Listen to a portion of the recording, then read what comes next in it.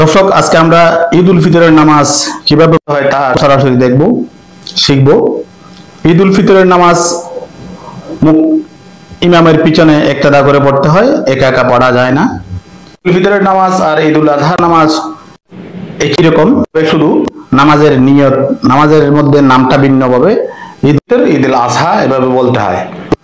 আজকে আমরা শিখব ঈদ উল ফিতরের নামাজ এবং নামাজের নিয়ত। আরবিতে উচ্চারণ করি প্রথমে। নাওয়াইতু আন উসাল্লি লিল্লাহি তাআলা রাকাতাই সালাতুল ঈদুল ফিতর মা সিত্তাতি তাকবীরাতি ওয়াজিবুল্লাহি তাআলা ইক্তাদাইতু বিহাদাল ইমাম মুতাওয়াজ্জিহান ইলা জিহাতিল কাবাতিশ শরীফা।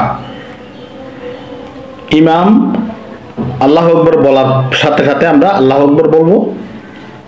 কাবাতুশ শরীফা আল্লাহু আকবার বলবো না, কাবাতুশ শরীফা। ইমাম যখন আল্লাহু আকবার বলবে তখন আমরা আল্লাহু আকবার বলবো। এবার আমরা বাংলায় উচ্চারণ করি। যারা আরবিতে পড়তে পারবো না তারা বাংলায় উচ্চারণ করব। আমি কিবলামুখী হয়ে আল্লাহ পাকের সন্তুষ্টির জন্য 6 তাকবীরের সাথে ঈদ উল ফিতরের ওয়াজিব নামাজ এই ইমামের পিছনে আদায় করছি। আল্লাহু আকবার। অর্থাৎ আমরা যখন ইমামের পিছনে একতেদা করে নামাজ পড়ি, তখন নিয়ত যদি আগে ভাগে পড়া হয়, তখন আল্লাহু আকবার এই তাকবীর ইমামের আগে, অর্থাৎ ইমাম আল্লাহু আকবার বলার আগে তাকবীর বলা যাবে না কখনো কোনো নামাজে। অর্থাৎ কাবাতুশ শরীফা এতটুকু পড়ার পরে ইমাম আল্লাহু আকবার বললে আমরাও আল্লাহু আকবার বলবো, অথবা ইমামের পরে ইমাম আল্লাহু আকবার বলার পরে যদি আমরা নিয়ত পড়ি তখন তো আল্লাহু আকবার সাথে সাথে বলতে পারবো, অসুবিধা নেই।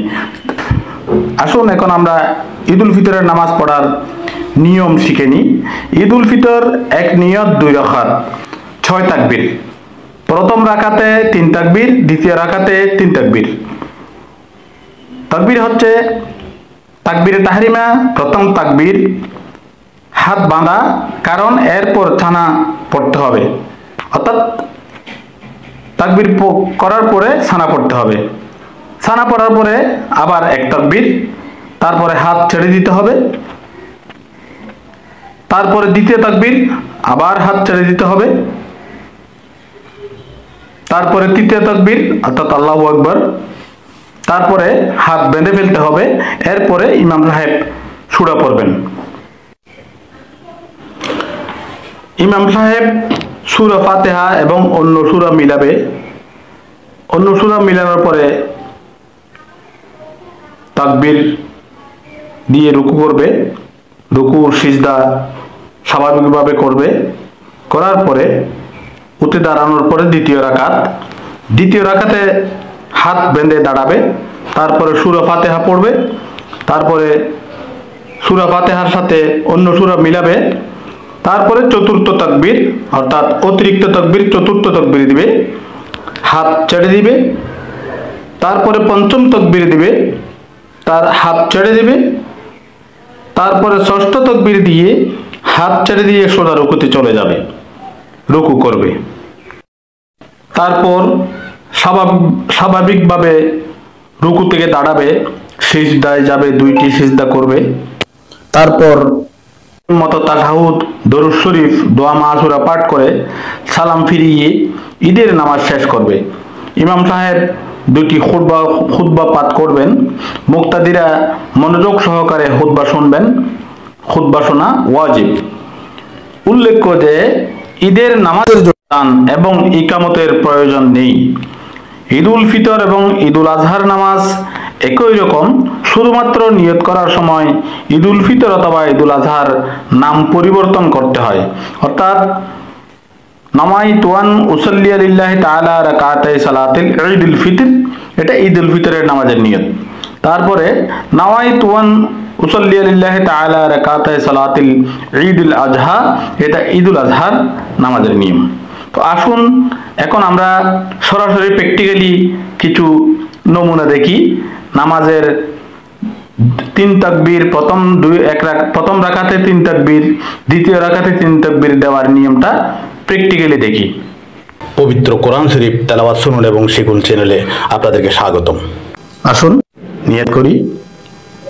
নাওয়াইতু আন উসাল্লিয়া লিল্লাহি তাআলা রাকাতাই সালাতিল ঈদুল ফিতর মা সিত্তাতি তাকবীরাতিন ওয়াজিবুল্লাহি তাআলা ইক্তাদাইতু বিহাদাল ইমাম মুতাওয়াজ্জিহান ইলা জিহাতিল কাবাতিশ শরীফা।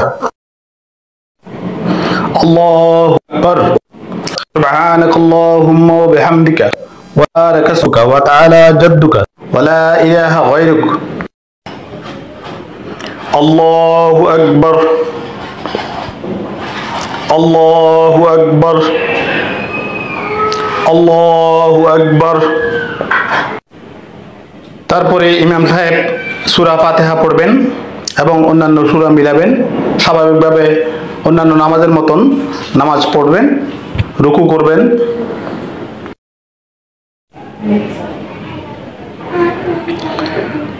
করবেন, সেজদা করবেন। তারপরে উঠে দাঁড়িয়ে সূরা ফাতিহা এবং অন্য সূরা মিলাবেন। তারপরে আবার তাকবীর, আল্লাহু আকবার, আল্লাহু আকবার, আল্লাহু আকবার। এবার সরাসরি রুকুতে যাবেন। স্বাভাবিকভাবে এবার নামাজ আদায় করবেন, অন্যান্য নামাজের মতো নামাজ আদায়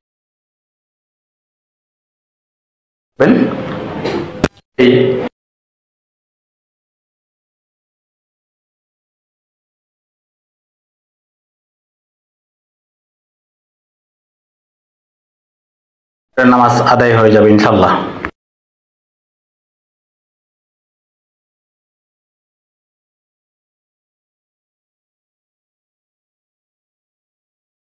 ভিডিওটি ভালো লাগলে লাইক, কমেন্ট, শেয়ার, সাবস্ক্রাইব করুন।